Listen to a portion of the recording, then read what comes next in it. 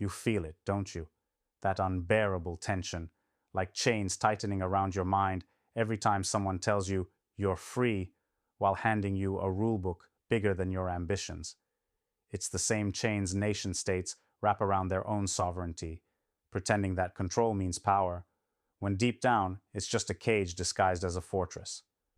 Global trade, oh, here's where the real fight is, because it's sold to you as a choice that either crushes your nation's freedom or somehow expands it. But what if that's the lie, the illusion packaged neatly for mass consumption? What if real sovereignty never came from borders or flags, but from ruthless connection, from rewriting the rules that every outdated system blindly enforces? Your frustration isn't misplaced. It's a scream against a world that rewards mediocrity while clipping the wings of those who dare build, invest, create real impact. Global trade is not your enemy. It's the battlefield where your sovereignty can be either stolen or forged anew, depending on whether you choose to play the victim or become the architect. Nations that choke on old pride fall apart. Why?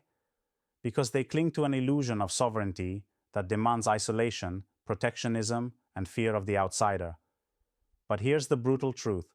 Sovereignty doesn't shrivel under global trade.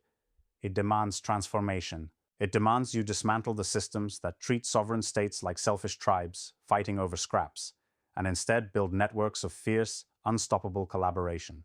This is your call to start acting. First, stop looking at sovereignty as a static shield to be defended. It's a living, dynamic thing, born in the connections that founders, investors, and leaders form across borders. Build alliances not based on nationality, but on shared vision and unrelenting drive. You're not an elections pawn, you're a creator of worlds. Use global trade as your tool to harness raw talent, capital, and innovation from everywhere. And watch your national power grow, not because you're isolated, but because you're indispensable in global flows. Second, reject the comfort of old systems that say trade means loss of control. Those systems want to keep you small, shackled, afraid. Instead, push for transparency and flexibility. Demand data-driven trade agreements that empower individuals and businesses, not bureaucrats and lobbyists.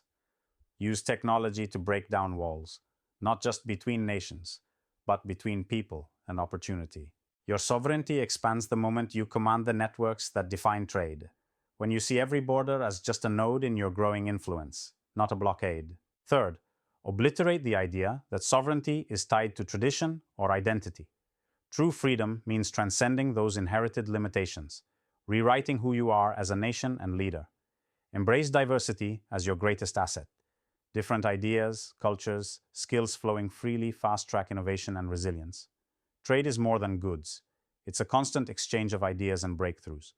Let your sovereignty shine through the power of productive individualism fueling your economy and society. Every moment spent doubting global trade's role in sovereignty is a moment wasted clinging to illusions that will bury you. The future belongs to those who see beyond flags and borders, those who create synergies that no nation alone could muster. You want sovereignty? Then be the architect who uses global trade to build a decentralized, autonomous network of power, where meritocracy rules, diversity thrives, and freedom is earned daily, not gifted by birthplace. Don't be a prisoner of the outdated. Be the insurgent who tears down the worn playbook and writes a new chapter where national sovereignty isn't limited, but explosively expanded by global trade. You hold the power to disrupt, connect, dominate. The chains are on the floor. The stage is set. Rise or be forgotten.